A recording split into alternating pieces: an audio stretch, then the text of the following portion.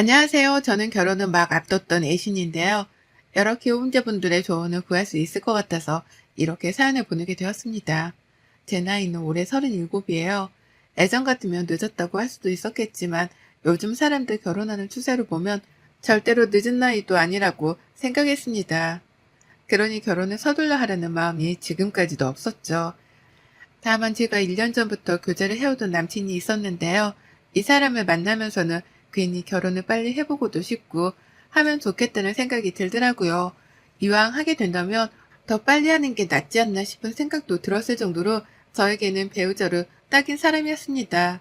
둘 다 비슷한 학력의 직장, 그리고 사는 동네까지도 가까웠던 바람에 영락없이 서로에게는 조건까지도 잘 맞았죠. 요즘같이 여성들을 상대로 데이트 폭력도 많이 일어나고 치안에 문제가 많은 상황에서 이것저것 아무리 따져봐도 제 남친은 저에게 좋은 사람이었어요. 그러다 그만 사고를 쳐버리고 말았습니다. 제가 혼전 임신을 해버린 것이었어요. 아직 식도 올리지 않았고 혼인신고조차 안 한 처녀인데 덜컥 임신을 해버린 겁니다. 머릿속이 순간 까마득 하더라고요.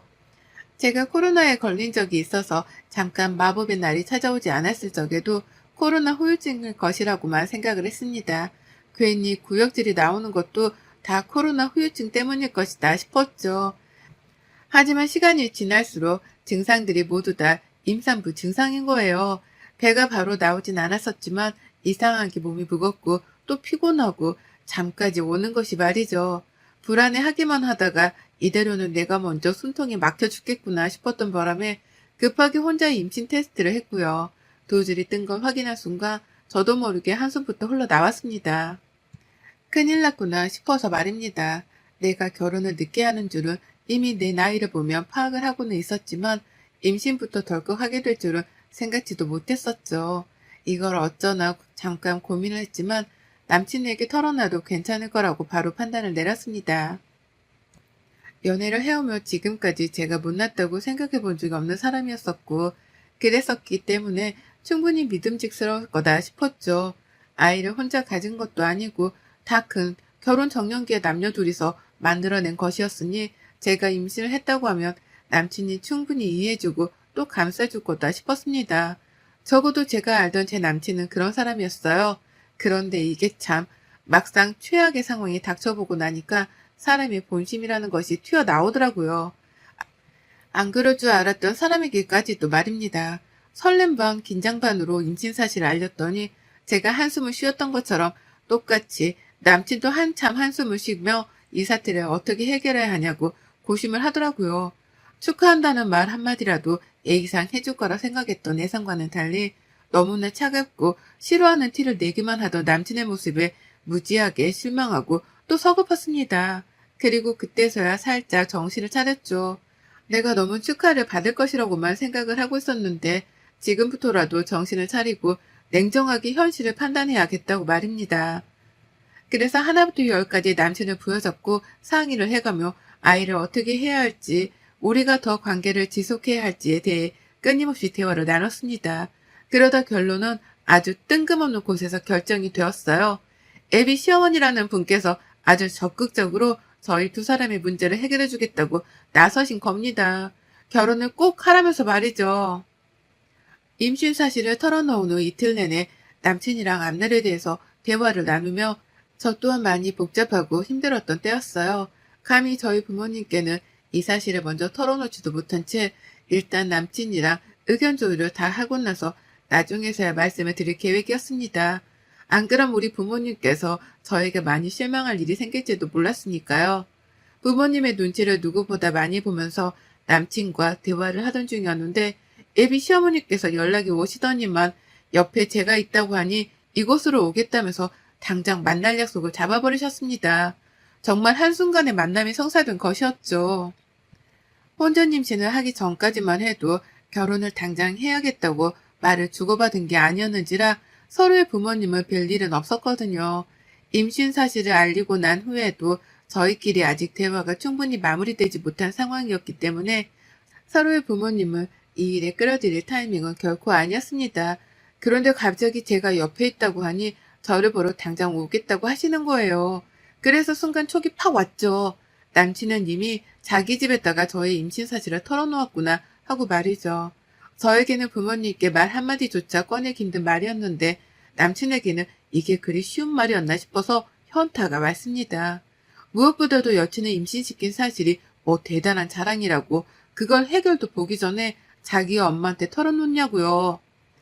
남친은 제가 부르던 마마보이였나 싶기도 해서 혼동도 오고 입이 가벼운 사람인가 싶어 괜히 불신이 생기기도 했어요. 아직 아이에 대한 생각이 채 정리도 되기 전에 남친의 이런 가벼운 행동과 시어머니의 무대뽀에 두 손 두 발을 들었던 것 같습니다. 그 상태로 뵌 예비 시어머니는 계속해서 급발진을 하셨어요. 결혼을 하라고 급발진하는 차량마냥 밀어붙이신 겁니다.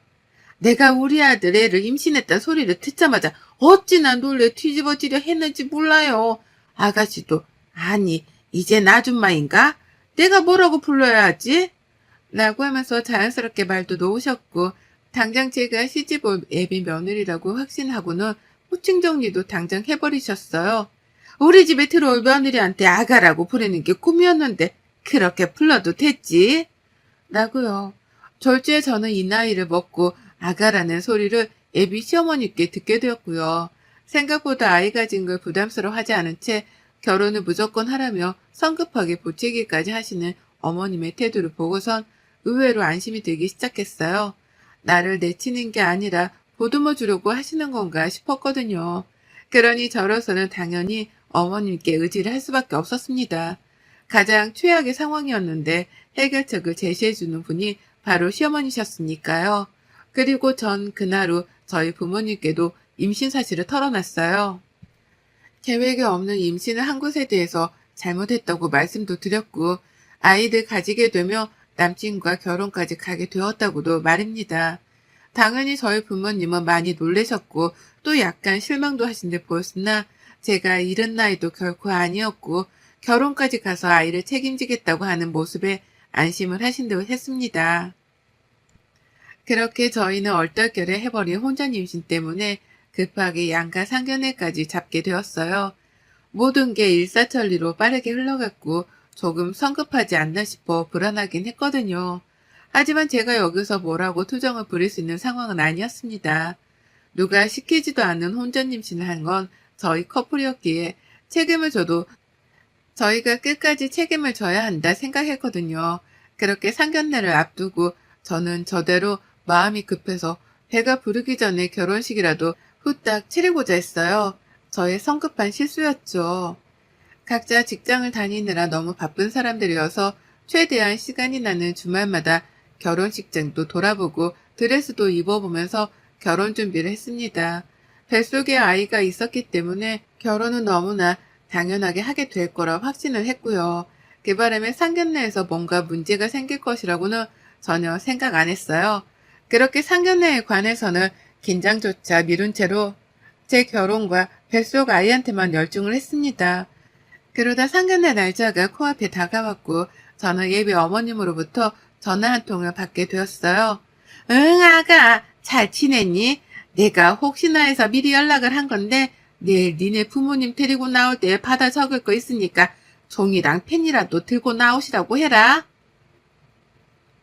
라고 말씀을 하시더라고요. 일단 니네 부모님이라면서 저희 부모님께 애매한 호칭을 쓴 것부터 기분이 상당히 나빴는데 받아 적을 게 있으니 종이랑 펜을 가져오라고 말씀하시는 게 꼭 초등학생한테 숙제라도 내주시는 듯한 뉘앙스였습니다. 뭘 받아 적을 게 있어서 그런 거냐면서 되물어보니 어머님은 그러시더라고요. 어차피 닐 다 말할 건데 내가 지금 너한테 말을 또 해서 뭐하니? 피차 우리 서로 바쁜 사람들인데 할 말 또 하지 말고 내일 보자. 아가 너도 푹 자고. 라고요. 그렇게 전화가 마무리되었어요. 영문도 모른 채 저는 받아 적을 종이랑 펜을 챙겼고 차마 이 말을 저희 부모님께 하지는 못했습니다. 누가 들어도 애비 사돈이 무례하다는 오해를 사기에 충분했으니까요. 그리고는 내심 혼자서 생각했죠. 애비 시어머니가 그냥 단순히 만만한 사람도 아닌 것 같은데 이런 예의 없는 요구까지 할 만큼 진상일 수도 있겠구나 라는 걸 말입니다. 그때부터 갑자기 저희 부모님 걱정이 되면서 걱정이 너무 되는데 다가올 상견례를 물을 수도 없고 밤새도록 잠을 제대로 자지도 못했어요. 마음고생을 너무 하느라고 말이죠. 그러다 상견례가 코앞에 찾아왔고 저는 부모님을 모신 채로 약속된 장소에 나갔어요. 남친은 자기 부모님을 모시고 나왔고요.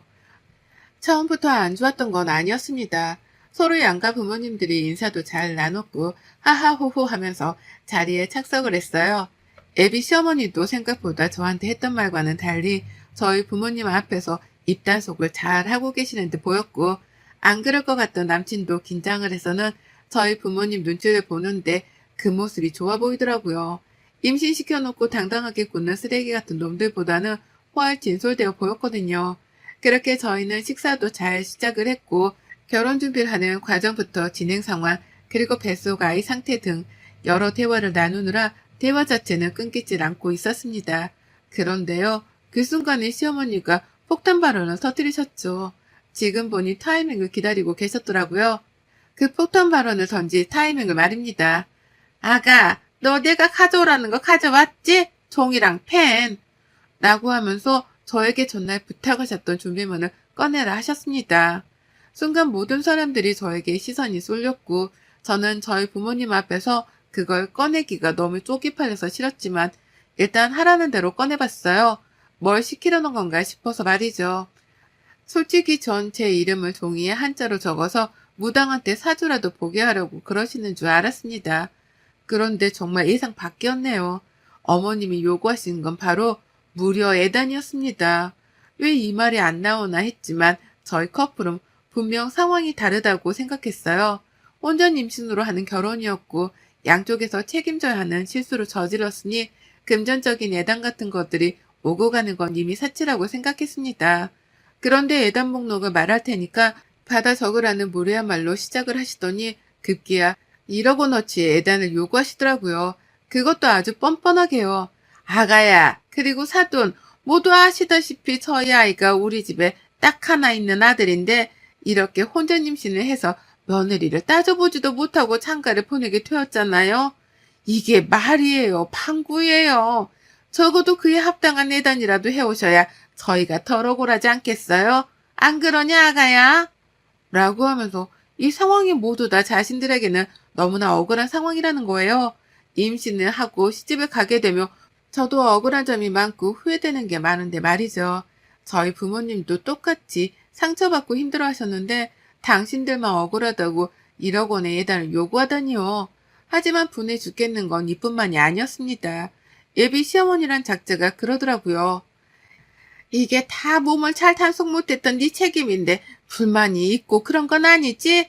좋은 직장 다니면서 여태 시집도 안 갔었는데 그런 네가 1억이 없을 리도 없고 이걸 가지고 부담스럽다며 못 주고 그런 건 아니지? 라고요.